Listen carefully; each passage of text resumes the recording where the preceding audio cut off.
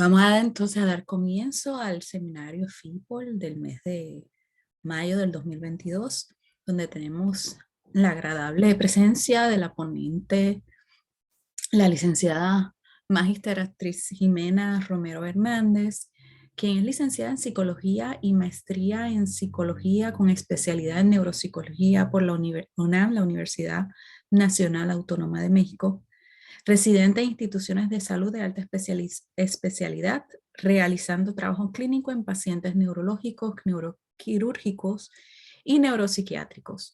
Es ponente en cursos y eventos académicos nacionales e internacionales en el campo de la neuropsicología y sus aplicaciones en diversos padecimientos. Actualmente cursa el doctorado en psicología en el Instituto Nacional de Cancerología en el Servicio de Psiconcología, haciendo investigación sobre el diagnóstico e intervención neuropsicológica principalmente en pacientes y supervivientes de cáncer de mama, y es miembro titular de la Asociación Mexicana de Neuropsicología. Sin más, los dejo con la licenciada Romero. Licenciada, ¿puede compartir su pantalla para saber Sí. que está funcionando bien?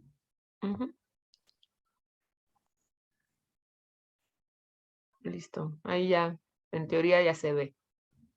Se ve en modo de PowerPoint, no en modo de presentación.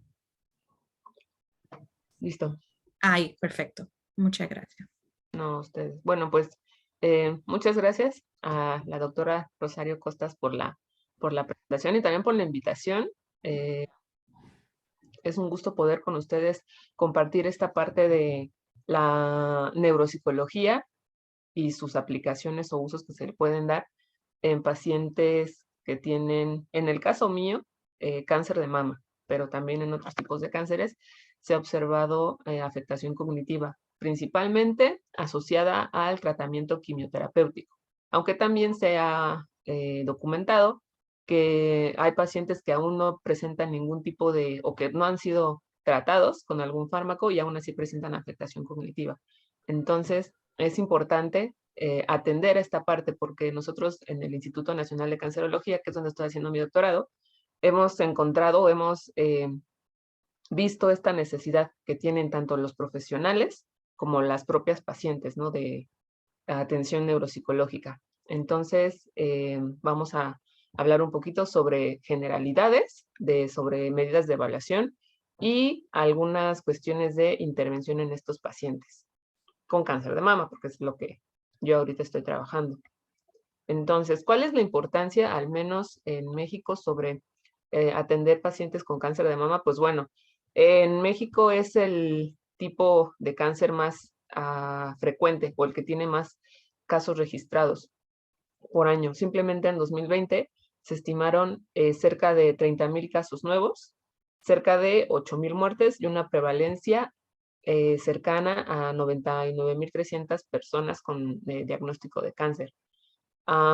Y es la primera causa de muerte en cáncer en mujeres. La tasa de mortalidad se estima alrededor de los 18, 17 personas por cada 100,000 mujeres de 20 años o más. Y la tasa de mortalidad va aumentando conforme aumenta la edad. Es decir, hay más mortalidad en pacientes adultos mayores. Como aquí les digo, el 48% de ellas se encuentran por encima de los 59 años de edad y el promedio de edad diagnóstica es de 54 años. Entonces, ¿qué es lo que se ha encontrado? Ya les adelantaba un poquito, que se ha encontrado deterioro cognitivo como entidad nosológica clínica, es decir, prodromos de demencia, ¿no? Pero también afectaciones en general cognitivas que no llegan a cumplir criterios diagnósticos de deterioro cognitivo. Eso quiero que lo tengan bien presente. Hay que saber diferenciarlo. Y se centran en la neurotoxicidad que está asociada a la quimioterapia, sobre todo el tratamiento con antraciclinas, el tratamiento con taxanos, es el que más se ha investigado, y aparte porque son, digamos, como los tratamientos más frecuentes o que tienen mejor respuesta. Algo interesante para notar es que durante el tratamiento quimioterapéutico, cerca de 75% de las pacientes tienen estas quejas cognitivas o experimentan deterioro cognitivo durante el tratamiento, pero este porcentaje disminuye cuando terminan el tratamiento quimioterapéutico. Entonces, esto nos hace hipotetizar que la mayor toxicidad durante o que está asociada a deterioro cognitivo o afectación cognitiva se da durante el tratamiento. Y una vez que cesamos el tratamiento, puede disminuir este número de pacientes. ¿De qué va a depender? De muchísimas cosas, ¿no? En general, en todas las enfermedades o en todos los padecimientos, y el cáncer no es la excepción, el deterioro cognitivo va a depender de muchos factores, está asociado a muchos factores.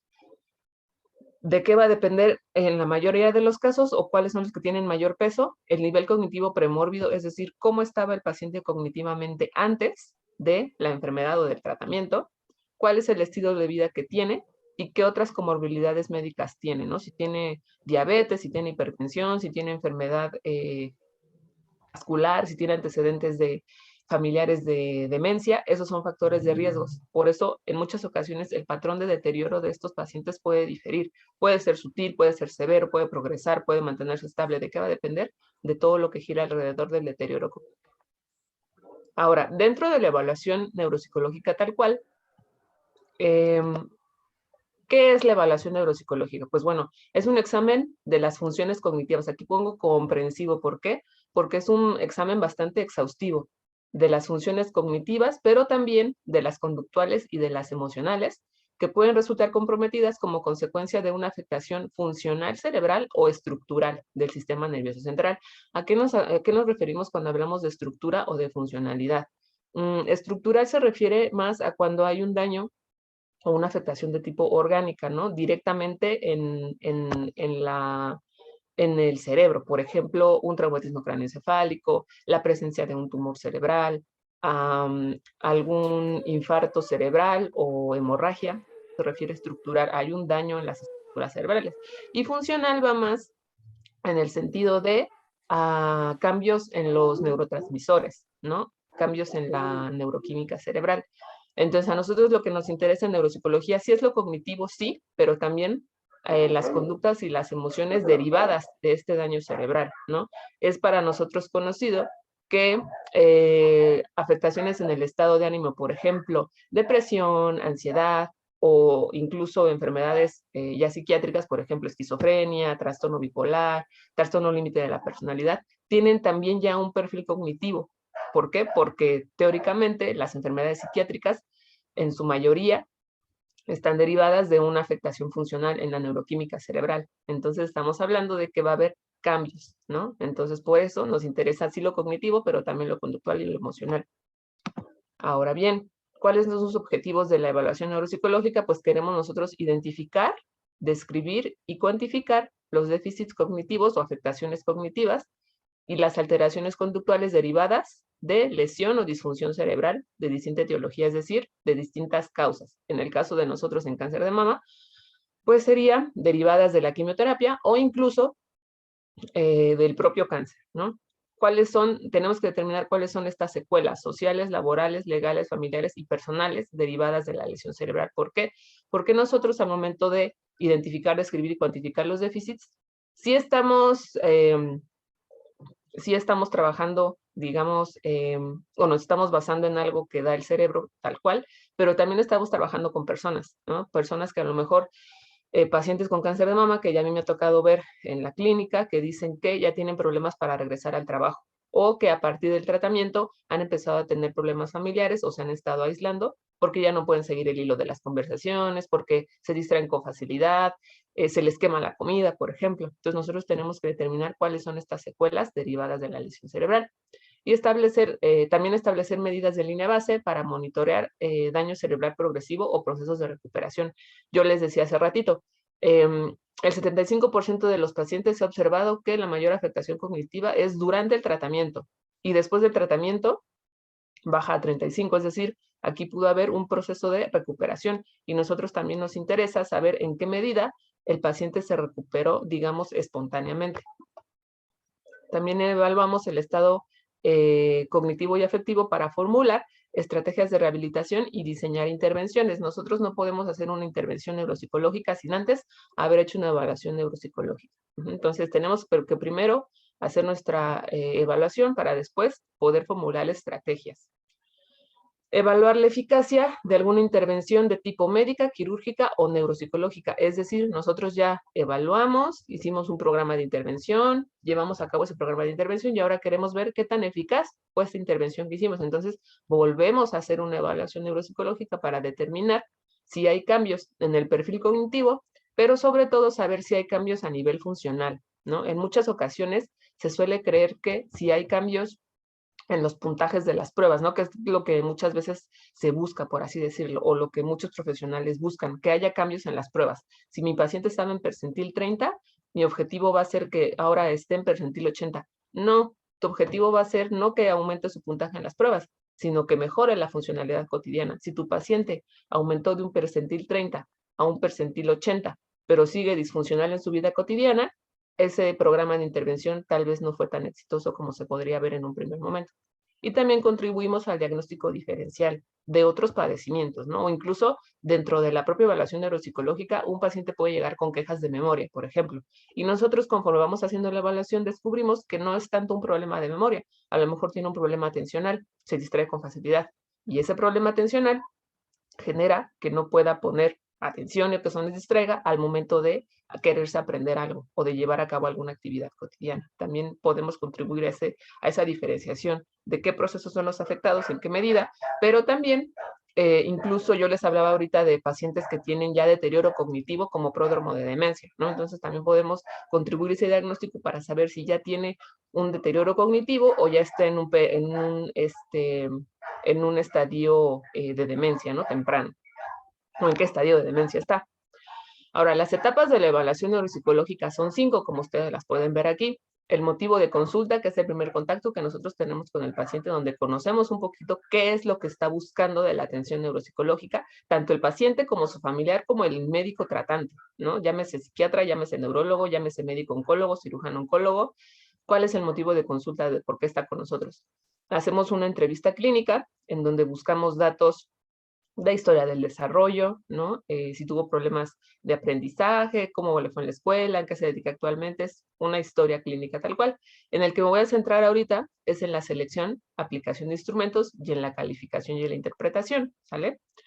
Y también parte de la evaluación neuropsicológica es la comunicación de los resultados. Entonces, cuando nosotros hacemos la aplicación de los instrumentos, es importante que estemos observando qué hace el paciente y cómo lo hace. ¿Por qué? Porque sí me interesa el puntaje de la prueba, ¿no? Pero también me interesa ver si tiene mecanismos compensatorios en sí en la intervención. Me interesa ver si está, desde la observación clínica, me interesa ver si se distrae, si está desinhibido, si tiene problemas de lenguaje, ¿no? Al momento de hablar. Entonces, es de vital importancia la observación clínica. Ahora, les digo, nos vamos a centrar en la selección, la aplicación de instrumentos y en la calificación. Nosotros debemos usar instrumentos que sean válidos y confiables. ¿Por qué? Porque cuando evaluamos nosotros a un paciente, cuando está en una evaluación neuropsicológica, lo que hacemos, podemos tomar dos caminos complementarios, ¿no? No es que sean contrarios, sino son complementarios. Entonces, nosotros lo que hacemos prácticamente cuando evaluamos a alguien es compararlo con un grupo de referencia. Por eso tenemos que usar instrumentos que sean válidos y confiables y que estén estandarizados. En ocasiones nos podemos salir un poco de esa estandarización y echar mano de nuestras herramientas clínicas para determinar si este es más un problema de mantenimiento atencional, pues un problema de la selectividad, ¿sale? Pero siempre tenemos que usar instrumentos válidos y confiables y que hayan demostrado que miden lo que quieren medir. Tienen que ser sensibles y específicos para detectar la afectación cognitiva por más mínima que sea, y tienen que ser útiles, es decir, la prueba que estoy seleccionando o la prueba que le voy a aplicar a mi paciente, ¿le sirve de algo? Es decir, si yo observo desde la entrevista clínica que un paciente no tiene afectación en lenguaje, por ejemplo, no presenta una afasia, ¿no? Derivado a lo mejor de un tumor cerebral, por ejemplo. Entonces, si yo estoy viendo que desde la entrevista clínica no presenta signos de afasia, no le voy a aplicar una prueba de lenguaje. ¿Por qué? Porque no está apropiada, no me va a ser útil, no me va a mostrar nada. Tenemos que valorar también el estado de ánimo, por lo que ya les mencionaba anteriormente, de que afectación en el estado de ánimo a largo plazo va a tener afectación cognitiva, y si es necesario, y lo observamos, síntomas psiquiátricos o rasgos de personalidad. y nuestros instrumentos también, que es lo que últimamente queremos hacer en neuropsicología, es que los instrumentos sean válidos ecológicamente hablando, es decir, que estén dentro del contexto cotidiano de un paciente. Y siempre tenemos que adaptarnos a cuáles son las necesidades y las habilidades y las limitaciones del paciente. A lo mejor es un paciente que tiene discapacidad visual, ¿no? O un paciente ciego o un paciente que no llevó sus lentes a la consulta, pues tenemos que adaptarnos a esa necesidad en ese momento. Entonces, de los instrumentos, digamos, tenemos como 3 grandes rubros. Las pruebas de cribado, las baterías neuropsicológicas tal cual, y algunas pruebas para procesos específicos. Entonces, las pruebas de cribado, pues van a ser breves, ¿no? Lo que nosotros queremos ver con las pruebas de cribado es determinar si hay presencia de deterioro cognitivo o no, punto. No queremos ver más, ¿no? Entonces, no los podemos usar como instrumentos diagnósticos, ¿no? Solamente nos van a decir sí, no tiene, haz una prueba más específica o haz una evaluación más profunda.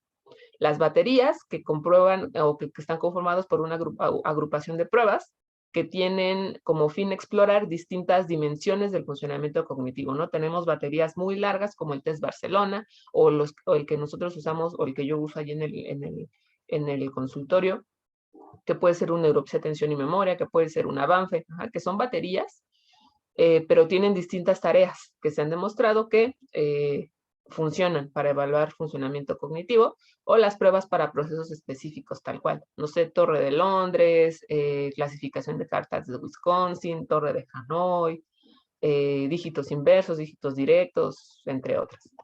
Ahora, en el caso de los pacientes con cáncer, la International Cognition and Cancer Task Force hace una serie de recomendaciones para homogeneizar en la medida de lo posible cómo se pueden medir la cognición en los pacientes. En el caso de los pacientes con cáncer de mama, ellos consideran que el gold standard para evaluar el funcionamiento cognitivo son los instrumentos neuropsicológicos objetivos, es decir, aquellos que están estandarizados, que son válidos, confiables y que están dirigidos a evaluar funciones cognitivas. Hay otros instrumentos que les voy a mostrar ahorita también en esta presentación, que se les denomina como subjetivos, es decir, evalúan cognición, pero desde la perspectiva del paciente. ¿Cómo me siento? Esto ha cambiado, se me olvidan las cosas, no se me olvidan las cosas, funciono tan bien como antes, mi pensamiento es tan agudo como siempre, ¿no? Mi pensamiento no es tan agudo como siempre, entonces tienen esta perspectiva del paciente.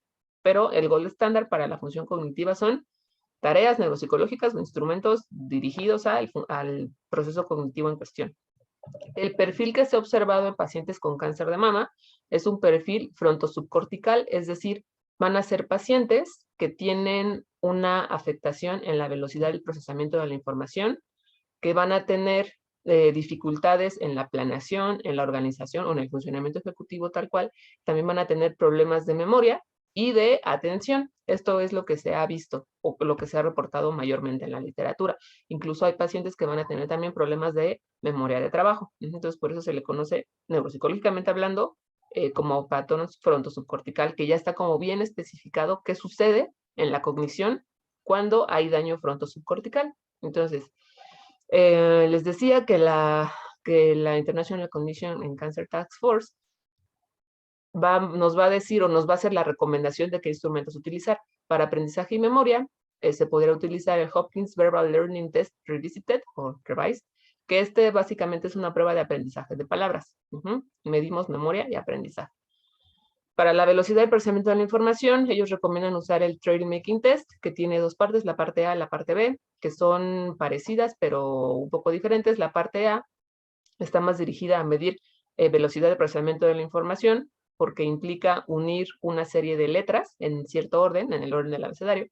Y la parte del Trail Making Test B, que funciona para funcionamiento ejecutivo, mide memoria de trabajo o atención dividida, dependiendo el autor que lo esté utilizando.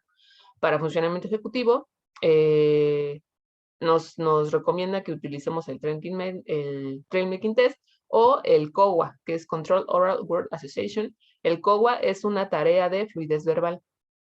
Para atención, no hay un, digamos, test que ellos recomienden tal cual, pero han observado que a dígitos directos, por ejemplo, si ustedes conocen el WISE, hay una parte que mide memoria de trabajo, donde vienen dígitos de forma directa y de forma inversa, ¿no? Te los tiene que repetir. Entonces, ellos recomiendan que se utilice esta. O el Brief Test of Attention, que mide atención dividida. Para memoria de trabajo, ellos recomiendan, aunque a criterio del clínico, por supuesto, utilizar el PASAT, Pace Auditory Serial Addition Test, que es una prueba de memoria de trabajo donde tienen que hacer sumas repetitivas, y las secuencias de números y letras del WISE para medir memoria de trabajo, ¿no? De manera generalizada. Y ellos mismos dicen que a lo mejor no se encuentran validados en la población tal cual, pero lo que nosotros hacemos en neuropsicología es sí el uso de pruebas, sí, pero nos basamos en una tarea o en un paradigma cognitivo. Entonces, hay muchas de estas pruebas que yo les acabo de decir, hay muchas que hacen exactamente lo mismo. Solo cambian las formas o los estímulos, vaya, pero la idea es la misma o el paradigma es el mismo, ¿no? Entonces, por eso dicen a criterio del clínico. Ahora, yo les hablaba hace ratito de instrumentos que sirven para la función cognitiva subjetiva, ¿no? Uno de ellos es el FATCOG, que es del grupo FACIT, Functional Assessment of Cancer Therapy, Cognitive Function, diseñado originalmente por Wagner. Entonces, esta es una escala de autorreporte, o que podemos hacer en forma de entrevista, si fuera necesario, que mide la severidad de los déficits cognitivos en pacientes con cáncer, pero su impacto en la calidad de vida desde la perspectiva del paciente, desde cómo se siente el paciente. Básicamente lo que mide son síntomas cognitivos. Forma parte del sistema FACIT, como ya les había dicho, y el número de reactivos son 37. Aquí en México se estandarizó, allí en el INCAN con pacientes con cáncer de mama, y se quedaron 36 reactivos. Es una escala Likert de 5 puntos que teóricamente lleva un tiempo de aplicación de 10 a 15 minutos. Digo teóricamente porque en algunos casos puede llegar a variar, sobre todo si el paciente o la persona ya presenta afectación cognitiva, ¿no? Los dominios que aborda son memoria, atención, concentración, lenguaje y pensamiento. Es una escala breve que se puede usar y aplicar en personas de diferentes grupos de edad y niveles socioeconómicos. Ya les comentaba, la versión mexicana se estandarizó aquí. Una de las personas que la validó, perdón, es el doctor Oscar Galindo, de aquí de FIPOL. Tiene una consistencia interna de 0.98 para la escala total, porque tiene subescalas, ahorita la vamos a ver. 0.98 para déficits cognitivos percibidos, 0.89 para comentarios de otros, 0.95 para capacidades cognitivas percibidas y 0.95 para efectos en la calidad de vida. Entonces, aquí están las escalas, ¿no? Son 4 subescalas: deterioro cognitivo percibido, comentarios de otros, capacidades cognitivas percibidas y efectos sobre la calidad de vida. Entonces, eso es una escala Likert, yo les decía yo, de 5 niveles, pero aquí va de 0 a 4, perdón, en escala de frecuencia, y en la otra es en escala de intensidad. Entonces, aquí lo que observamos es que cómo percibe el paciente sus capacidades cognitivas en deterioro cognitivo percibido. Si alguien más le ha hecho comentarios de que, oye, como que siento que, como que observo que se te olvidan las cosas, o me han dicho que me estoy un poco distraído, ¿no? De este tipo. Capacidades cognitivas percibidas y qué efectos tienen sobre la calidad de vida. Aquí se los muestro, no nos vamos a detener en cada uno de los ítems, pero por ejemplo he tenido dificultad para recordar información nueva como números de teléfono o instrucciones sencillas. Va dirigido a memoria, y los ítems están, digamos, redactados en forma que nos dejan ver cómo es el paciente en la funcionalidad cotidiana, ¿no? Por ejemplo, he tenido que esforzarme más de costumbre para seguir el hilo de lo que estaba haciendo, ¿no? En la vida cotidiana. Y esto facilita que se expresen los síntomas, ¿no? Esta es otra parte de la subescala de deterioro cognitivo percibido, que es la más grande, es la que tiene más ítems. Comentarios de otras personas me han dicho que parecía confundido y en qué frecuencia. Las capacidades cognitivas percibidas, que sería como el contrario de deterioro cognitivo percibido. Mi agudeza mental ha sido la misma de siempre. Puedo seguir el hilo de lo que estoy haciendo aunque me interrumpan, entre otros ítems. Y al final, ¿qué efecto tienen estas dificultades o estos problemas en la calidad de vida?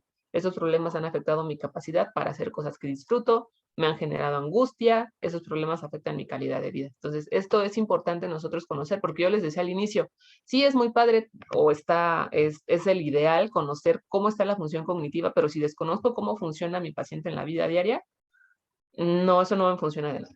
Tengo que conocer. Ahora, este otro instrumento, que para acortarlo nosotros le llamamos SF8, pero es PROMIS SF8 versión 2 Cognitive Function, de 8 ítems. Este está basado en el FADCOG y es una versión corta de otro instrumento o de otro banco de datos banco de ítems, perdón, más amplio, que es el Promise Cognitive Function. El Promise Cognitive Function nació del FADCOG. Lo que hicieron los autores fue como ampliar los ítems. Y de este gran instrumento, banco de datos, hay dos factores, el de capacidades y el de preocupaciones. Yo les decía hace ratito que se parece un poquito a algo que hace el FADCOG. Mi pensamiento es lento contra mi pensamiento es tan rápido como siempre. Entonces aquí podemos ver las preocupaciones y las capacidades. El SF8, esta versión, proporciona medidas de las preocupaciones. Entonces nos vamos a encontrar ítems de este tipo. ¿Cuál es la ventaja que tiene el SF8? Que es breve, ¿no? Lo que los autores hicieron es analizar estadísticamente cuáles son los ítems que tienen mejores cargas o que miden mejor la función cognitiva desde la perspectiva del paciente. Entonces, estos instrumentos cognitivos, subjetivos, sirven como una primera aproximación a la función cognitiva, es decir, nos va a permitir no detectar tal cual si hay una afectación cognitiva, sino detectar el síntoma. Vamos a hacer una sumatoria y vamos a determinar si esa persona necesita o no una evaluación más específica o atención con otro especialista. En el caso de la función cognitiva, pues el neuropsicólogo, ¿no? Es el más indicado. La versión mexicana, nosotros hicimos una validación que cuenta con buenos índices o alfas de Cronbach, el punto 95, índices de ajustes, pues bastante excelentes, entonces es un instrumento válido para usar en población con cáncer, al menos mexicana, ¿no? Porque hicimos el trabajo ya está la versión en español, pero hicimos el trabajo de la adaptación cultural, es importante. Aquí se los presento, que se parecen mucho dado que es derivado del FADCOG, pues algunos ítems son casi iguales o se parecen. Parece que mi cerebro no funcionará tan bien como siempre. He tenido problemas para alternar distintas actividades que requieren pensar. Este es el de 8 ítems, acuérdense. He tenido problemas para concentrarme, he tenido problemas para hacer sumas o restas mentalmente. Entonces, dominios cognitivos, memoria de trabajo, pensamiento, atención también acá, y también mide el lenguaje.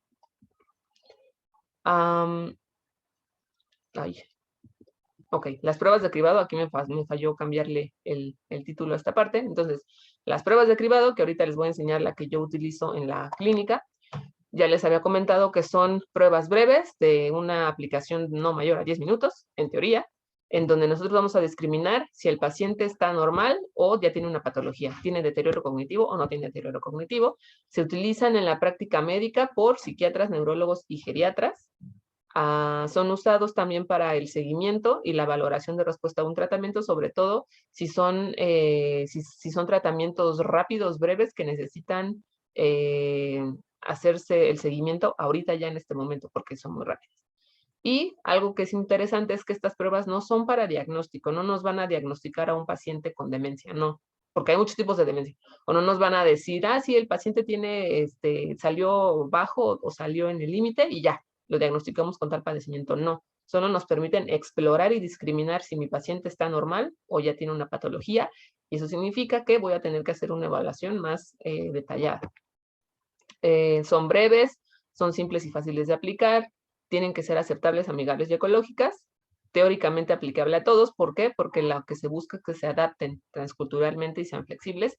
De uso libre, algunos, ya casi no todos, por el uso precisamente indiscriminado que se le ha dado a estas pruebas, económicos, válidos y confiables. Entonces aquí este es uno que se llama Montreal Cognitive Assessment, o para abreviarlo, como todos los conocemos, MOCA.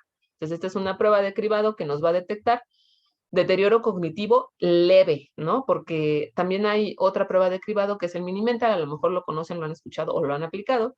El problema con el Mini-Mental es que no detecta deterioro cognitivo leve, sino ya detecta estadios de demencia. Y además está muy cargado como... El Mini-Mental nació a partir de la evaluación o la detección de pacientes psiquiátricos que presentaban demencia, y de ahí se empezó a usar mucho en demencia por enfermedad de Alzheimer, pero la demencia por enfermedad de Alzheimer tiene sus características propias clínicas inigualables.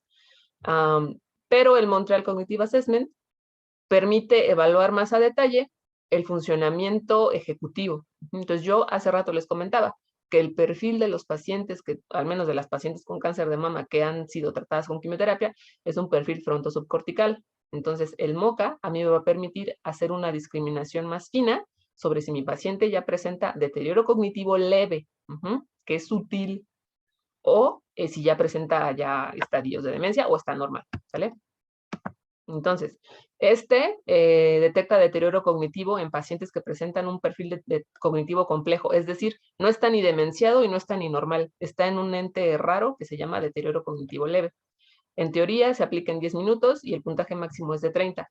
El punto de corte, en la versión mexicana depende de la edad y de la escolaridad, pero por lo general el punto de corte es de 26 y ya a partir de ahí se va cambiando a 25 o a 24, dependiendo de la edad y de la escolaridad del paciente, y se bonifica de un punto por escolaridad menor a 12 años. ¿Por qué? Porque tiene algunas tareas que tienen una gran carga escolar.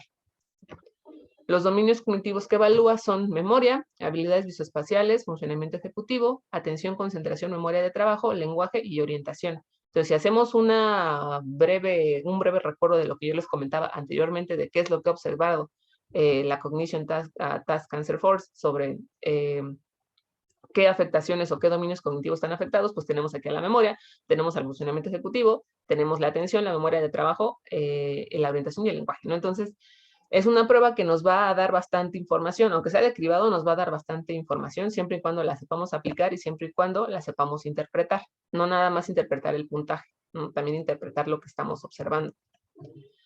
Ahora, de referente a la calificación e interpretación de los resultados. Cuando se hace una evaluación neuropsicológica, lo que nosotros hacemos es que estamos comparando al paciente con un grupo normativo, es decir, con un grupo que se asemeja en edad y en escolaridad a ellos, ¿no? Entonces, la evaluación puede ser, o la puntuación, perdón, puede ser directa o estándar, es decir, la directa es cuánto nos dan la prueba y el estándar es cuando ya la transformamos. Y en este punto es cuando hacemos la comparación, que pueden ser en percentiles, puntuaciones Z, puntuaciones T o escalares. Entonces, y estas puntuaciones se pueden transformar entre sí, tienen sus equivalentes. Entonces, estadísticamente, ya podemos hacer como la interpretación de hasta qué punto mi paciente está normal dentro de la curva normal y en qué punto ya está presentando deterioro cognitivo leve, que es 1.5 desviaciones estándar por debajo de la media, o si ya tiene algún proceso ya más complejo de demencia, que es 2 desviaciones estándar por debajo de la media y se puede transformar, ¿sale? Entonces, cuando nosotros ya interpretamos los resultados, nos basamos mucho en el análisis como psicométrico, que son uno de los niveles de interpretación, el psicométrico, en dónde cayó. Ahora, no me basta saber en dónde cayó, cuáles son las afectaciones cognitivas o qué procesos cognitivos son los que están afectados y cómo se relacionan entre sí. En la interpretación neurofuncional, cuáles son los resultados obtenidos con áreas y estructuras cerebrales implicadas, es decir, qué parte o qué área cerebral o qué hipótesis neurofuncional, neuroquímica puedo yo generar a partir de cómo estoy viendo a mi paciente. Y el nivel de interpretación más complejo, que es el ecológico, en donde nosotros ya extrapolamos los resultados psicométricos, cognitivos y neurofuncionales y damos una explicación de cómo está afectando este perfil cognitivo, las afectaciones cognitivas, cómo están teniendo un impacto en la personalidad, en el ambiente sociocultural, pero también hacemos esta interpretación de qué tanto este perfil cognitivo me está representando una afectación cognitiva tal cual, o si se debe a otras cuestiones, ¿no? Por ejemplo, el nivel cultural de mi paciente. A lo mejor yo le apliqué una prueba muy escolarizada a mi paciente y pues su nivel cultural o su nivel escolar ni siquiera le permite desempeñarse adecuadamente, entonces esa prueba ecológicamente pues no me va a funcionar, ¿no? ¿Qué tal que mi paciente está desmotivado? Y yo estoy ahí duro y dale aplicándole una prueba de cribado cuando mi paciente tiene una depresión severa o está pasando por un periodo de afectación emocional severa, pues no. Ahí simplemente por la afectación motivacional, pues ahí puede haber una afectación cognitiva. O no tanto afectación cognitiva, sino afectación al momento de llevar a cabo la tarea, ¿no? Ahora, en cuanto a la intervención neuropsicológica, ¿qué es?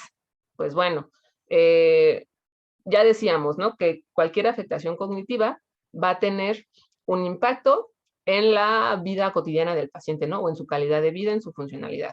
Entonces, lo que nosotros hacemos en las intervenciones neuropsicológicas es que nosotros queremos que el paciente tenga el mayor beneficio y poder reintegrarlo a sus actividades cotidianas, ¿no? ¿Por qué? Porque la afectación cognitiva es uno de los obstáculos para que el paciente se reintegre en la sociedad, en su familia o incluso en el ambiente laboral. Yo les decía, ¿no? Hace ratito, el caso de una paciente que tuvo que dejar su trabajo porque ya no funcionaba o ya no rendía de la misma forma. Entonces tuvo que dejar de laborar. Entonces, nosotros cuando hacemos o cuando hablamos de intervenciones neuropsicológicas, ¿a qué le estamos apostando?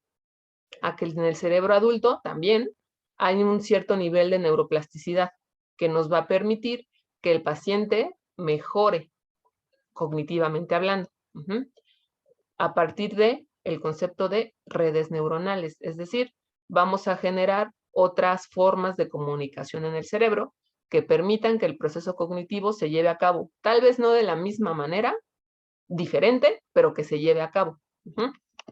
Ahora, la intervención neuropsicológica, digamos, como más conocida y que es la que forma parte de, o es la más popular, la que siempre se ha investigado, es la rehabilitación neuropsicológica. Entonces, la rehabilitación es un proceso interactivo. Aquí tenemos que tener bien en mente esto. ¿Por qué interactivo? Es decir, el paciente va a trabajar, o el terapeuta o el neuropsicólogo va a trabajar de manera muy cercana con el paciente.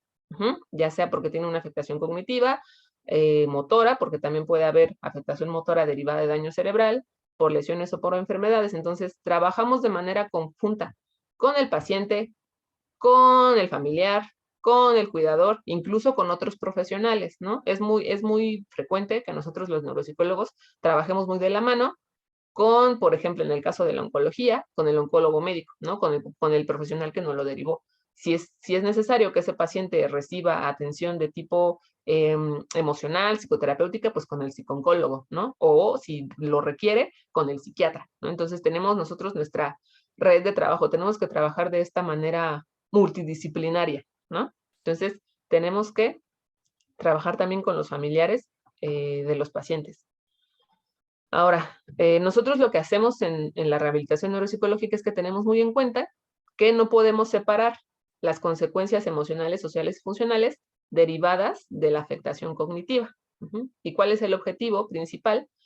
Que la persona con afectación cognitiva pueda retornar de manera segura, productiva e independiente a sus actividades cotidianas. Yo les decía anteriormente, sí, yo puedo hacer un programa de intervención y mi paciente ya pasó de percentil 30 a percentil 80. Ah, sí, está muy bonito. Mi programa de rehabilitación tuvo éxito. Pues sí, en las puntuaciones de las pruebas, pero si mi paciente no retorna de manera segura, productiva y no se hace independiente de sus actividades cotidianas, mi programa de rehabilitación no funcionó de mucho. Siempre es lo que tenemos que buscar. Ahora, aquí en ocasiones hay una confusión de términos de rehabilitación cognitiva contra rehabilitación neuropsicológica. Entonces, la rehabilitación cognitiva, digamos, es el eje principal de la rehabilitación neuropsicológica, es decir, vamos a trabajar con los procesos cognitivos tal cual. Pero yo les decía, nosotros tenemos que tener en cuenta cuáles son las alteraciones emocionales o las secuelas emocionales, conductuales y psicosociales de mi paciente. Entonces, eso significa que si estoy hablando de rehabilitación neuropsicológica, tengo que incluir a todo lo demás, a la alteración emocional, a la alteración psicosocial y a la alteración conductual. Yo puedo estar trabajando muy bonito con un paciente, haciendo diferentes tareas para atención y diferentes tareas para memoria, dejándole tarea, que haga los ejercicios en la computadora, que haga los ejercicios en la aplicación. Pero si mi paciente está deprimido y no estoy dando atención a eso, no funciona de nada mi rehabilitación cognitiva, ¿no? O si tiene muchas alteraciones conductuales que están afectando incluso la rehabilitación cognitiva, no va a funcionar mi tratamiento. Entonces, siempre tenemos que considerar esto. Entonces, la rehabilitación cognitiva sí es el eje, digamos, de la rehabilitación neuropsicológica, que incluye todo lo demás. En el proceso de rehabilitación van a influir muchas cosas. Así como yo les decía hace ratito, en la afectación cognitiva en pacientes en general va a haber muchas cosas alrededor girando. En el caso del proceso rehabilitatorio va a haber muchas cosas alrededor girando para que se pueda llevar a cabo de la mejor manera y para que sea exitoso, ¿no? Siempre tenemos que considerar la localización y la extensión de la lesión o del daño, cuál es la causa de ese daño, qué edad tiene mi paciente, qué tan severo es el cuadro que estoy viendo, si hay una buena reserva cognitiva, es decir, si mi paciente cuenta con herramientas cognitivas que le permitan compensar esa afectación cognitiva, cómo es el ambiente familiar de mi paciente, es decir, si cuenta con apoyo, si tiene cuidadores, si está solo, cuál es el estado de ánimo y qué otras comorbilidades tiene. Todo esto va a influir en el proceso rehabilitatorio. Y entonces, en todo momento, a todo esto le tenemos que estar haciendo caso o lo tenemos que considerar al momento de incluso plantear un programa de rehabilitación. Entonces, ¿qué tipos de abordaje hay en las intervenciones neuropsicológicas? La restauración de la función, es decir, por medio del entrenamiento en habilidades específicas o de la repetición con aumento de la complejidad, vamos a restaurar la función que está mal funcionando, que está afectada, ¿no? Por ejemplo, en este caso, que sería una tarea para atención, por ejemplo, encuentra el dado que más se repite, ¿no? Entonces el paciente tiene que hacer un escaneo visual, ya sea en el orden en el que él prefiera, o incluso se le puede incluso entrenar para que siga una secuencia de orden, porque qué tal que mi paciente tiene una afectación en funcionamiento ejecutivo y es desorganizado y tiene problemas de memoria de trabajo y se le olvidó que ya pasó por aquí y se pasa para acá de repente, pero como se le olvidó que ya se pasó por acá, pues se va a regresar o es caótico. Entonces, desde esta tarea, que principalmente tiene que ser atencional, porque tenemos que contar qué dado se repite más, de aquí podemos complejizar la actividad y ponerle retos, ¿no? O enseñarle que haga el rastreo de cierta manera, que cuente con su dedo, por ejemplo, ya cuántas veces se repitió el dado. Se pueden adaptar muchísimas. Las tareas se pueden ir complejizando o ir facilitando para después irle quitando esos facilitadores. Compensación de la función, que digamos, es el que más podemos utilizar. Está indicada para procesos cuando los procesos neuropsicológicos no pueden ser recuperados o cuando no disponemos del apoyo familiar o de mucho tiempo para hacer una intervención. Entonces, ¿qué hacemos? Implementamos tareas que reduzcan la necesidad del requerimiento cognitivo. Yo les pongo, por ejemplo, aquí una alarma para, no sé, un paciente que tenga problemas de memoria y que siempre se le olvide tomarse los medicamentos. A lo mejor es más rápido y puede serle más funcional que ponga alarmas, ¿no? Cada que se tiene que tomar un medicamento. Pero tenemos que enseñarle o tenemos que entrenarlo a poner la alarma si tiene problemas de memoria, porque se le puede olvidar poner la alarma, entonces tenemos que entrenarlo en ese sentido. Que hagan listas de cosas que tienen que hacer, que organicen su día, y el objetivo es la recuperación funcional, es decir, que el paciente funcione en las actividades cotidianas, pero ayudado de herramientas externas. Y la optimización de las funciones residuales. ¿A qué le apostamos aquí?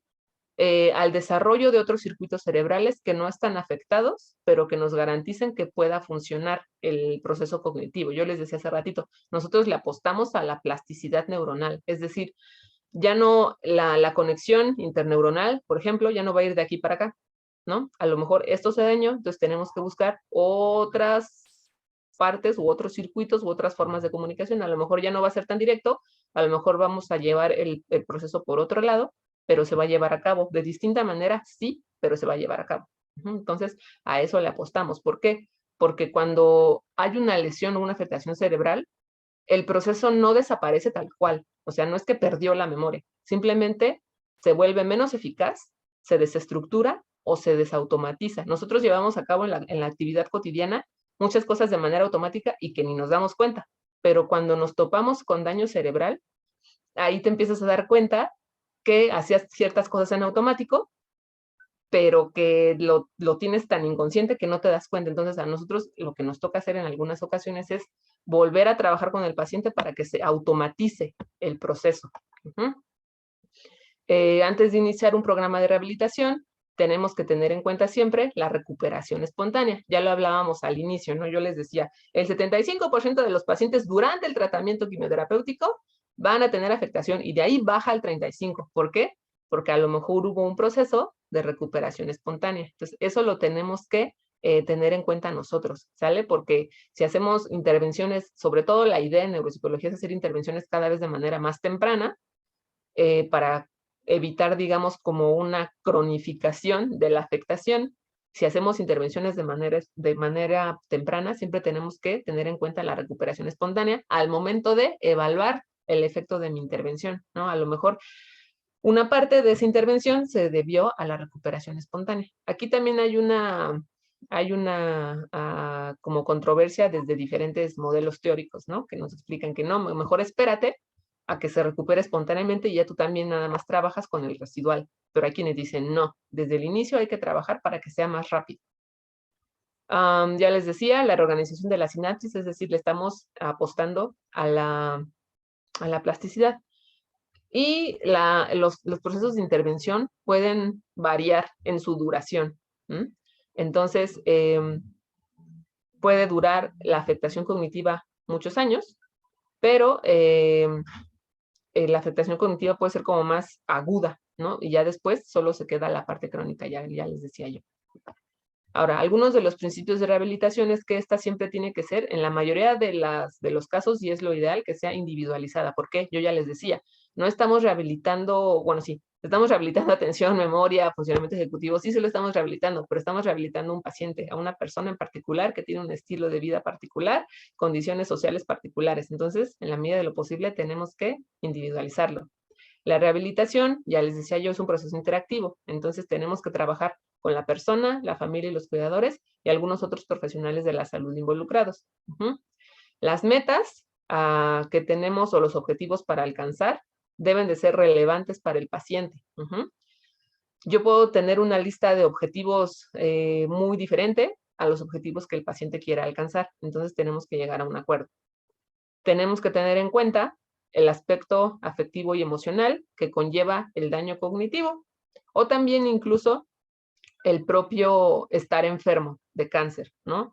Es muy común, por ejemplo, en pacientes que son supervivientes, una de mis compañeras de doctorado, la doctora Mónica Ramírez, ella trabaja con supervivientes, ¿no? Entonces, hay este miedo a la recurrencia del cáncer, ¿no? Entonces, en muchas ocasiones hay afectación emocional en estas supervivientes. Entonces, nosotros también tenemos que considerar estos aspectos emocionales. Ya les decía yo puedo trabajar muy bonito y hacer un programa de intervención muy padre, pero si mi paciente está deprimido, por más que yo esté trabajando con él cognitivamente hablando, el aspecto emocional no le va a dejar avanzar.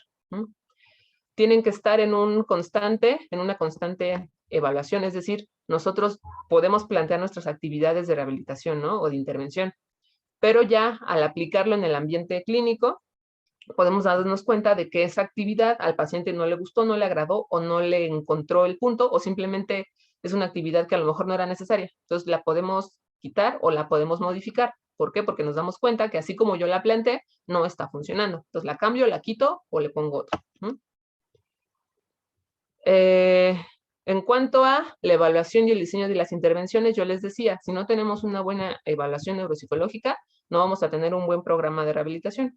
Entonces, necesitamos saber cuál es el nivel de funcionamiento cognitivo, cómo era el nivel premórbido y si hay y qué tipo de afectación o qué procesos cognitivos están involucrados. Tenemos que saber qué problemas son los que causan mayor dificultad en la vida cotidiana, cómo se hace frente, tanto el paciente como la familia, a esa situación en particular a partir del daño cerebral y la afectación cognitiva, y si los pacientes ayudan o ya tienen mecanismos compensatorios por sí mismos que ellos ya hayan generado, pero sin que se hayan dado cuenta. Entonces nosotros tenemos que considerar en el ambiente familiar, personal, cómo está, para ya a partir de eso diseñar nuestra intervención. Para la formulación de metas, nos tenemos que centrar en objetivos, ya les decía yo, que tienen que ser relevantes para el paciente. Tenemos que buscar que se implementen en el entorno donde vive el paciente, es decir, que sean adaptables a su situación cotidiana en casa o en el trabajo.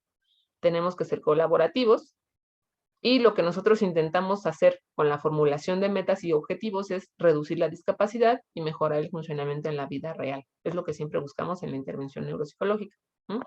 ¿Cómo vamos a seleccionar las intervenciones o las estrategias o las tareas? Pues bueno, va a depender de si mi paciente es consciente del déficit que tiene, que en el caso de las pacientes con cáncer de mama, ellas son muy conscientes o incluso hay algunas pacientes que tienden a sobreactuar ante sus déficits, los maximizan.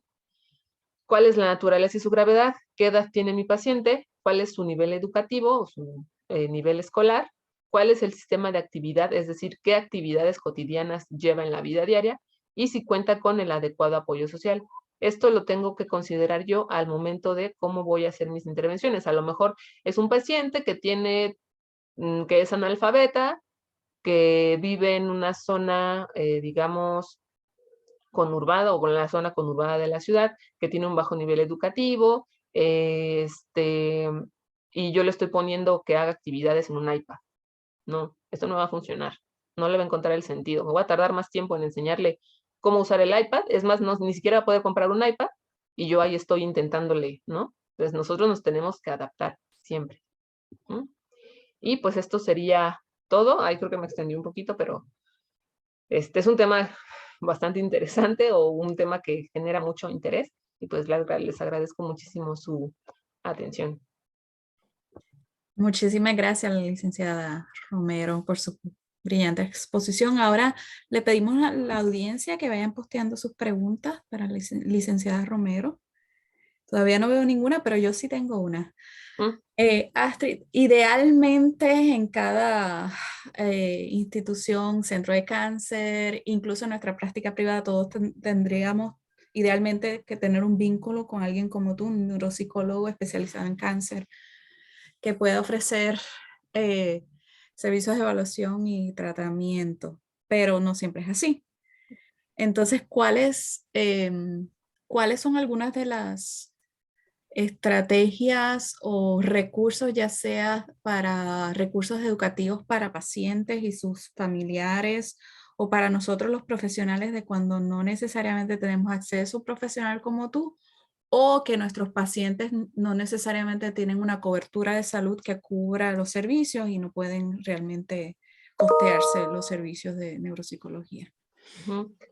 Algo a lo que nosotros nos estamos enfrentando, algo que estamos observando, incluso ahí en el INCAN, que es una institución de tercer nivel y no especializada, Ujú. es que muchos pacientes incluso nos han tocado profesionales, oncólogos, que desconocen en qué consiste el área o qué es, ¿no?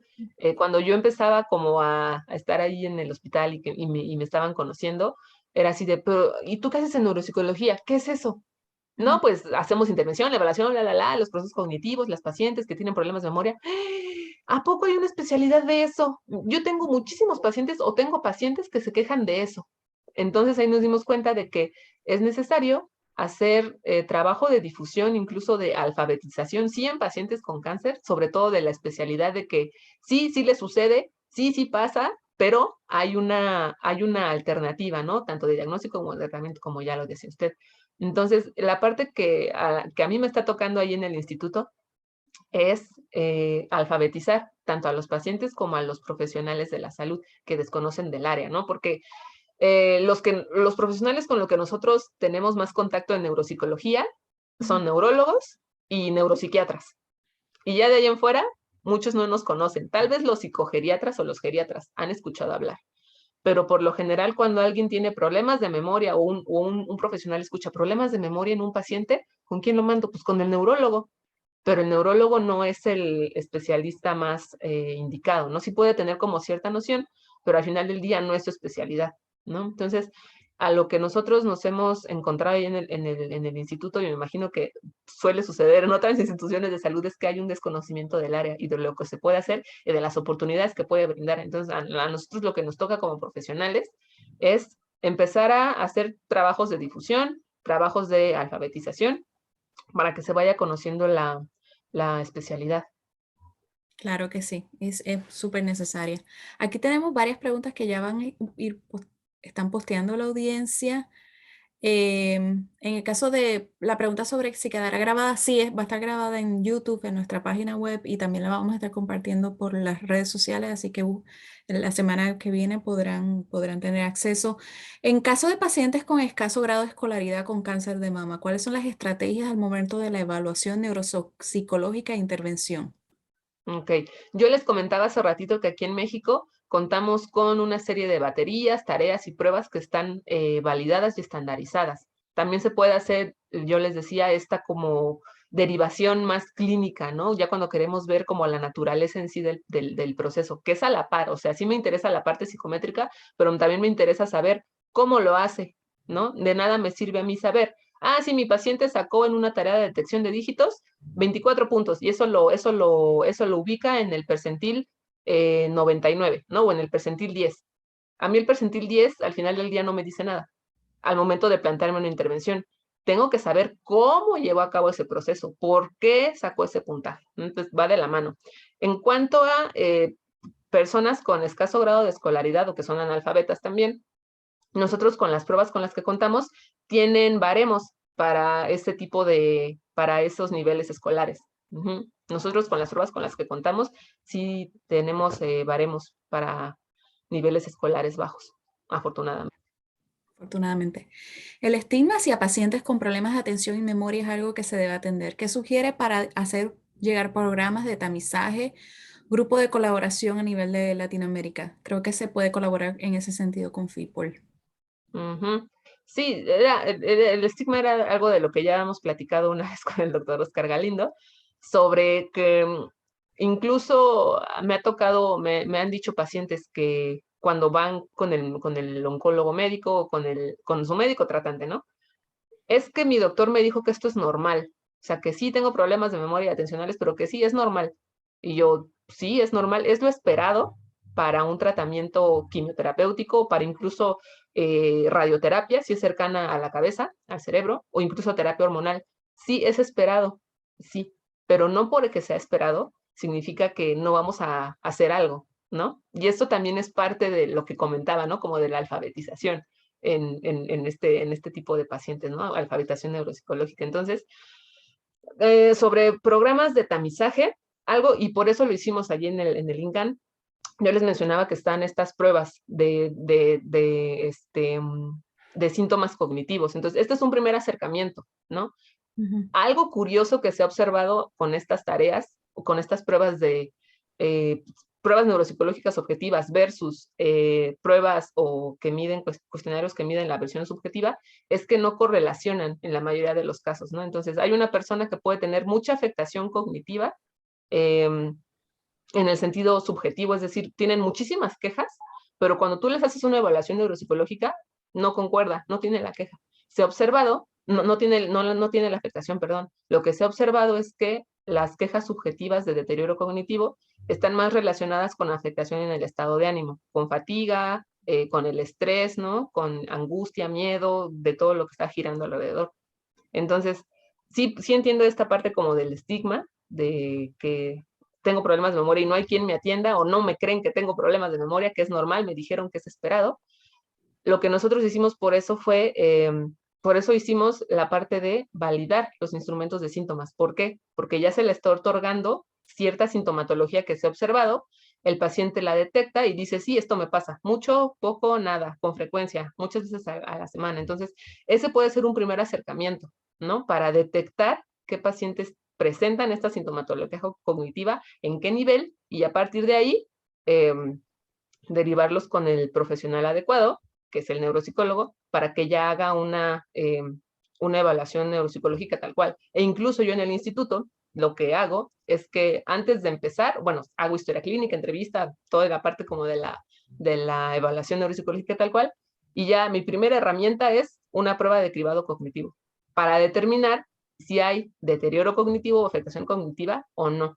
En el caso de no presentarla, lo que yo suelo hacer es aplicar instrumentos que evalúan estado de ánimo y de ahí determinar si tiene mucha sintomatología ansiosa, si tiene mucha sintomatología depresiva. Ajá.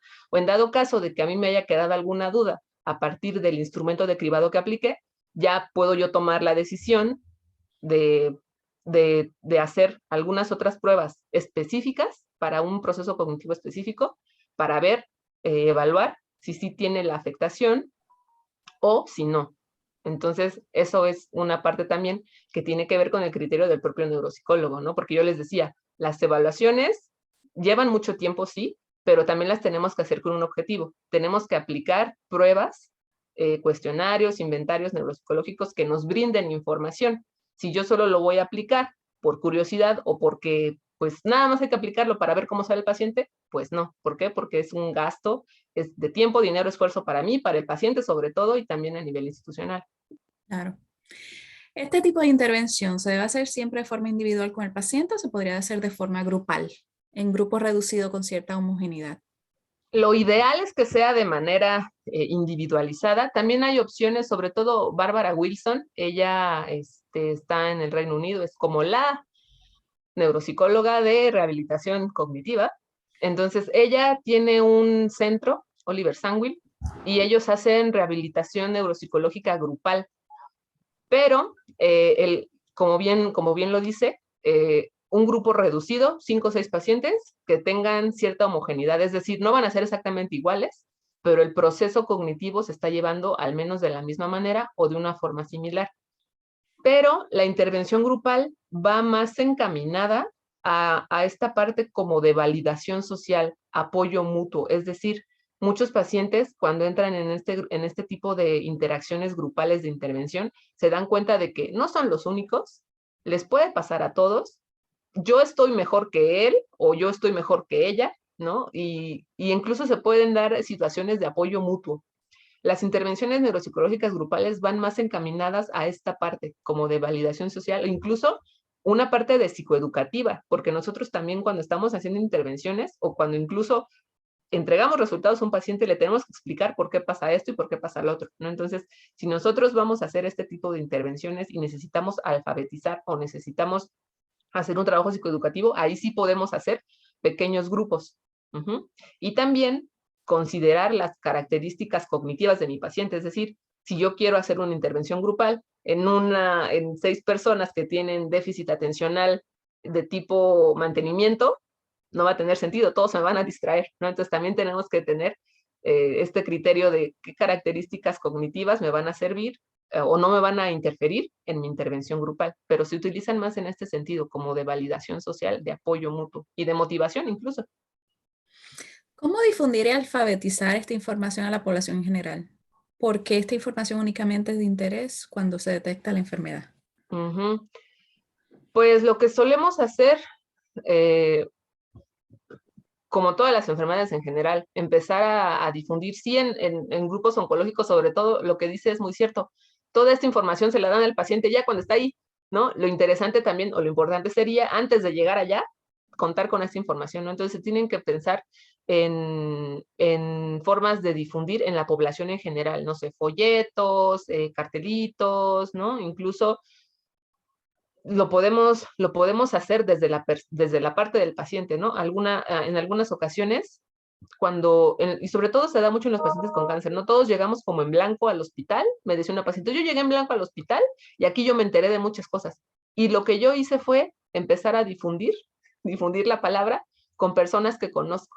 ¿Por qué? Porque el mismo instituto, el INCAN, tiene mucho eso, de esta parte de difusión de la información. Entonces, yo les he dicho que vayan a la página de internet y que lean esto, que vean esta entrada, que vean lo otro. Entonces, esta parte también de un paciente que llega al INCAN y que empieza como a decirle a los demás allá afuera, digamos, en la población general, qué es lo que sucede, es la parte interesante y es la parte que también nos toca. Sí difundirlo, yo lo decía, ¿no? Entre los pacientes y entre los profesionales, pero también en la población en general. Y ya, para ese tipo de programas ya se requiere una infraestructura un poco más compleja. Sí. Le están ofreciendo muchas felicitaciones y gracias por su Muchas gracias. presentación desde Bolivia y Argentina. Aquí hay una pregunta, ¿qué tanto concuerdan el reporte del informante y el estado del paciente en esta población? Supongo que a lo que se refiere es, no sé si de síntomas cognitivos, ahí va a depender mucho. En el INCAN yo he podido tener la oportunidad de observar que hay pacientes que tienen mucha sintomatología cognitiva y al momento de hacer la evaluación no hay como deterioro cognitivo, no hay presencia de afectación cognitiva, y está la otra moneda, de que el paciente dice que todo está bien, pero que el familiar es el que está observando que, pues que como que se le olvidan las cosas, se regresa por las llaves, ya se le quemó la comida 2 que 3 veces. Ahí ya va a depender de cuál sea incluso la propia dinámica familiar. Pero por lo general, en otros padecimientos o en otras enfermedades que yo he podido también atender, por lo general son como muy empatadas. ¿En qué momento sugieres hacer las pruebas de cribado? Cuando hay alguna queja cognitiva, yo les decía, las pruebas de cribado nos permiten hacer esto, discriminar. Si tiene deterioro, no tiene deterioro, es normal o es patológico. Entonces, desde el primer momento en que hay una queja, nosotros idealmente, nuestra primera herramienta debería ser una prueba de cribado. ¿Por qué? Porque nos va a permitir, a través de todas las tareas que están ahí planteadas, nos va a permitir ver cómo se lleva a cabo una parte o la parte importante del proceso o al menos la parte más central del proceso, y ya nosotros podemos empezar desde una prueba de cribado a hacer hipótesis de qué es lo que puede estar afectado, ¿no? Y hacer hipótesis ya de tipo de trabajo para la evaluación. Pero sí, desde el primer momento lo ideal es una prueba de cribado. Ya sí vemos, y eso no, esto nos lo da la experiencia, ya sí vemos durante la entrevista clínica que el paciente se nos distrae, se le olvidan las cosas, ya nos repitió su padecimiento 3 veces, y ahí ya entonces podríamos tomar la decisión de no, ya la prueba de cribado me va a decir que sí, pues ya mejor me voy directo a lo que yo estoy observando, o la queja del paciente o del familiar o del médico tratante. ¿Dónde o cómo se pueden acceder a los recursos de evaluación que ha mencionado en México? Ok, en México la práctica de la neuropsicología está aún en la parte, digamos, de la práctica clínica privada, ¿no? Hay instituciones, o sea, están los institutos nacionales de salud y el Instituto Nacional de Salud, donde se ofrecen tal cual así servicios de neuropsicología, o al menos tenemos más difusión o reconocimiento, es en el Instituto Nacional de Neurología y Neurocirugía, Manuel Velasco Suárez. Ahí es donde sí a nosotros nos ubican perfecto. Pero aún, incluso en México, el ente de neuropsicólogo a nivel institucional no existe. Existen psicólogos clínicos, ¿no? Pero la parte como de neuropsicología a nivel institucional, no, oficial, no hay. Entonces, ¿dónde o cómo se puede acceder? Aún estamos muchos en la práctica clínica privada, ¿no? Entonces, ahí ya es con la cuestión de las redes. Por eso yo les decía que es importante nosotros como neuropsicólogos contar con varias redes de instituciones o de profesionales de la salud que nos conozcan para empezar ahí como a generar estas redes de trabajo. Pero aún estamos un poco limitados. Hay hospitales que tienen neuropsicólogos, pero aún están como ahí escondidos en el consultorio, ¿no? Y ya cuando se les requiere, ¡ay, aquí estoy!, ¿no? Entonces, aún está muy inclinado hacia la práctica clínica privada. Si un paciente presenta metástasis y es consciente que va a vivir nuevamente las afectaciones cognitivas, conductuales y emocionales, ¿genera una percepción diferente sobre las afectaciones? ¿De qué manera impacta la intervención neuropsicológica? No sé si se refiere a metástasis en general o a metástasis cerebral. Si un paciente presenta metástasis y es consciente que va a vivir nuevamente las afectaciones cognitivas, a lo mejor quiero pensar que es una recurrencia o que puede ser. ¿Qué percepción genera hacia las afectaciones? Pues ahí ya va a depender del tipo de sistemas de afrontamiento que tenga el paciente en particular. Y no solo hacia las afectaciones cognitivas, sino hacia todo lo que va a venir otra vez, ¿no? Porque con un tratamiento de cáncer, ¿no? Porque dice a vivir nuevamente, es decir, si otra vez tengo cáncer y otra vez voy a pasar a quimioterapia y otra vez se me van a olvidar las cosas y otra vez, entonces, no solo ya sería una percepción sobre las afectaciones cognitivas, sino a todo el proceso otra vez de enfermedad tal cual. Ahí ya va a depender mucho de las herramientas de afrontamiento que tenga el paciente. ¿De qué manera va a impactar en la intervención neuropsicológica? Pues era lo que yo les decía, nosotros siempre tenemos que tener bien presente la afectación en el estado de ánimo. Tanto porque la afectación por sí sola me va a generar, la afectación emocional me va a generar déficits cognitivos, como que la afectación emocional no me va a permitir llevar a cabo el proceso de intervención de la mejor manera. Entonces, ahí tengo yo que valorar si primero necesito una intervención neuropsicológica o lo más ideal sería referirlo primero con el psiquiatra, con un psicólogo para que atienda esta parte emocional y ya después, ahora sí, ya cuando esté un poco más estabilizado, ahora sí yo trabajar con él o incluso trabajarlo de manera simultánea si no hay mucha afectación emocional.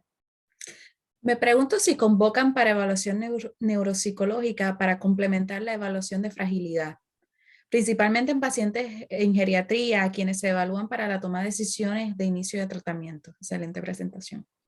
No, no nos llaman o no somos necesarios para complementar esta evaluación de fragilidad, por lo que yo les decía al inicio, la neuropsicología no es tan accesible o no es tan conocida para los profesionales y para los pacientes, ¿no? Entonces, al menos en mi caso, no he sido requerida.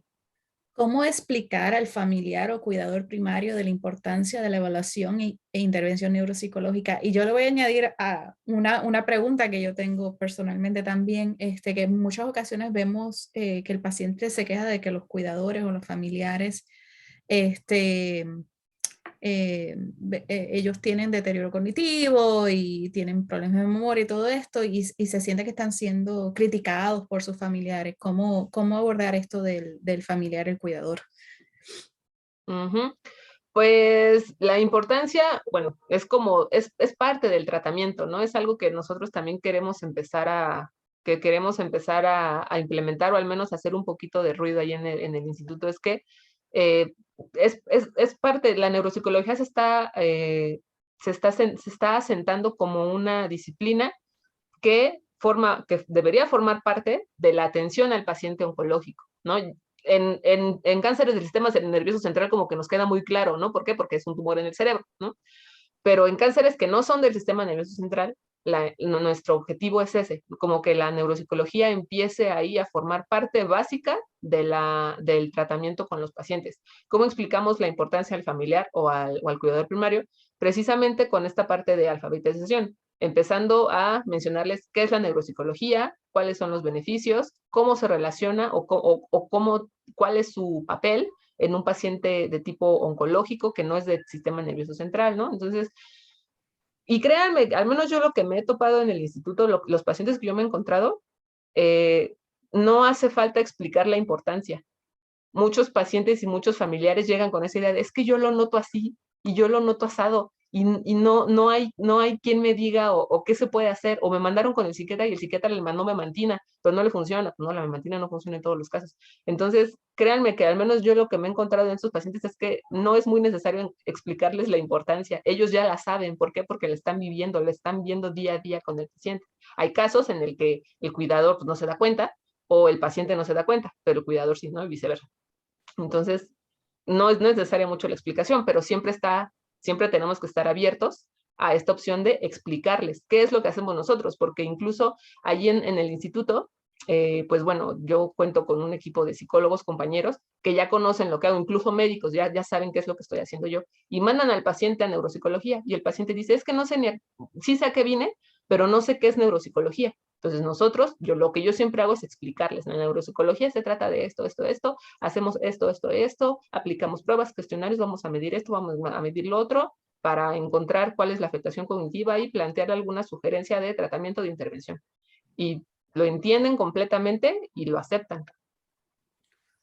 Excelente ponencia, seguimos recibiendo notas de excelente ponencia, presentación, preguntas sobre si hay constancia. Sí, hemos estado compartiendo el enlace para completar el formulario, obtener y reclamar su constancia, y sí, la grabación va a estar disponible a través de la página web y vamos a estarlo poniendo en YouTube y las redes, y vamos a estar comunicando a través de las redes sociales. Con esta propuesta, ¿será de importancia que el psicooncólogo tenga la neuropsicología como un elemento importante de la evaluación integral? Sí, definitivamente, sí. Sí, porque incluso compañeros, lo que mencionaba, compañeros psicólogos me han a mí referido pacientes porque dicen, pues es que este paciente tiene problemas de memoria y tiene problemas atencionales y yo no tengo las herramientas indicadas para hacer frente a eso, mandarlo a neuropsicología porque ellos son los profesionales que están entrenados y capacitados para atender esas situaciones atencionales y emocionales. Yo les comentaba, en muchas ocasiones lo que suelen hacer es que derivan al psiquiatra o derivan al neurólogo, ¿no? Y ya de ahí, si el neurólogo o el psiquiatra tienen conocimiento de la neuropsicología o conocen a alguien, pues ya tendrá la suerte el paciente de derivarse. Pero sí, los neuropsicólogos, considero yo, que soy neuropsicóloga, sí, somos parte del equipo de trabajo con los pacientes oncológicos. Claro, y aquí tenemos comentarios. Muchas gracias por hacer patente el hecho de la evaluación neuropsicológica como parte fundamental del tratamiento integral del paciente con cáncer y felicitaciones. Yo tengo Muchas también una gracias. pregunta de dos partes sobre el uso de los medios virtuales. Número uno, sabemos que se está haciendo evaluación neuropsicológica a través de medios digitales. ¿Cuáles pueden ser algunas de las limitaciones, si hay alguna?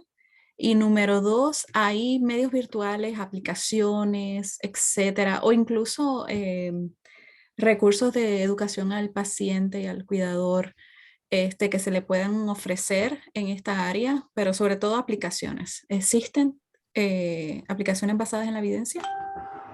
Ok, la primera pregunta, sí, hay actualmente, hay ya esta parte de hacer por medio, evaluaciones por medio de una computadora o por medio de iPads, ¿no? Es lo que, lo que ahorita se ha observado. Algunas dificultades en la evaluación con este tipo de materiales podrían ser para aquellas personas que no están tan versadas en el uso de estos instrumentos o en el uso de estos aparatos, ¿no? Teóricamente, no, lo que se busca cuando se hace este tipo de trabajos o este tipo de evaluaciones es automatizar, ¿no? Y que ya el neuropsicólogo se lleve cada vez menos tiempo en la parte de calificar y asignar el puntaje, ¿no? Sino como que la aplicación nos dé solito el puntaje. La parte que nos puede complicar un poco es mostrarle al paciente o enseñarle cómo se responde en la computadora, ¿no? Eso o en el iPad. Eso podría ser un poco estresante incluso para pacientes que son, que tienen un nivel cultural un poco diferente al del evaluador, ¿no? O a donde se llevó a cabo este tipo de evaluación. Ese sería como el único inconveniente, pero también lo que se busca es que se vaya disminuyendo, se vaya haciendo más delgadita esta pequeña brecha que puede haber, haciendo cada vez las evaluaciones un poco menos complejas o que solo sean de picar, ¿no? Que todos podemos picar en un aparatito de estos. Pero ese de primer momento podría ser como la primera complicación, ¿no? Que la persona no esté acostumbrada al uso de esas tecnologías. Y sobre todo, a lo mejor en países, incluso, ¿no? En el continente americano, pues a lo mejor la sociedad estadounidense o la sociedad canadiense tienen más afición por ese tipo de instrumentos y ya tal vez en Latinoamérica o en otros países de recursos más bajos, pues no. Entonces ahí tenemos que como sopesar y ver qué tan eficaz va a ser hacer este tipo de evaluaciones con estos medios digitales. Y sobre si hay aplicaciones por lo que, o sea, la pregunta sería si hay aplicaciones que nos permitan psicoeducar a, O, a la... o aplicaciones para apoyo también de intervención neuropsicológica. Ok. Existen plataformas digitales que tienen una serie, incluso tienen ya como los programas armados o tienen una serie de tareas ya para la computadora que son más bien de tipo como juegos, ¿no? Ya sea y desde niños hasta adultos, adaptadas para niños y adaptadas para adultos. Sí hay aplicaciones, sí hay plataformas digitales, obviamente tienes que hacer una suscripción y te cobran mensualidad y anualidad, pero sí está esta facilidad de usar este tipo de herramientas. Aquí lo que yo quiero decir es, no porque estén todas esas aplicaciones y todos esos jueguitos en estas plataformas o en estas o en aplicaciones de teléfono, tablet, etcétera, la sola aplicación o el solo jueguito no nos va a hacer de mucho si no tenemos claro el objetivo de por qué quiero esta tarea en particular, en esta plataforma en particular. Entonces, hay muchísimas opciones, hay muchísimas tareas, sí, pero el trabajo del neuropsicólogo es determinar si esta tarea en particular me va a funcionar para mi paciente, ¿no? Porque en muchas ocasiones a mí me ha tocado ver profesionales de la psicología que no tienen la especialidad y que sí, voy a sacar yo mi perfil en esta plataforma y le voy a echar todas las tareas. No, esa no es la intención, ¿no? La intención es que tú como profesional tengas este criterio de seleccionar aquellas tareas que van a ser las más eficaces o las más efectivas para el proceso cognitivo que tú quieres rehabilitar en particular, ¿no? Entonces, sí están estas aplicaciones, pero incluso hay quienes, a mí me ha tocado que otros colegas me comentan que los pacientes, incluso en esta búsqueda que tenemos todos como, ay, ¿cómo lo puedo hacer yo en casa, no? Con la pandemia se nos salió el internet y pudimos hacer muchas cosas por nosotros mismos. Y un colega me mencionaba, yo tengo un paciente que él solito se apuntó a una de estas plataformas y ahí está él haciéndole los jueguitos. Pues sí, obviamente, pero no porque ya esté ese paciente ahí haciendo en la plataforma y haciendo los jueguitos, quiere decir que ya le va a funcionar como una rehabilitación, sino solo está haciendo los jueguitos, tal vez por hacerlos. Claro, ¿No? y mi pregunta de seguimiento sería si hay algún tipo de información de referencia que demuestre cuáles son basadas en la evidencia versus cuáles son simplemente jueguitos que no realmente sean eficaces o no tengan evidencia apoyándolo. Hay algunos artículos, yo realicé una búsqueda hace poco tiempo sobre intervenciones neuropsicológicas en pacientes con cáncer en particular, ¿no? Y sí, hay algunos artículos que sí hacen uso de este tipo de plataformas y sí mencionan que sí tienen un cierto efecto, incluso miden la efectividad clínica.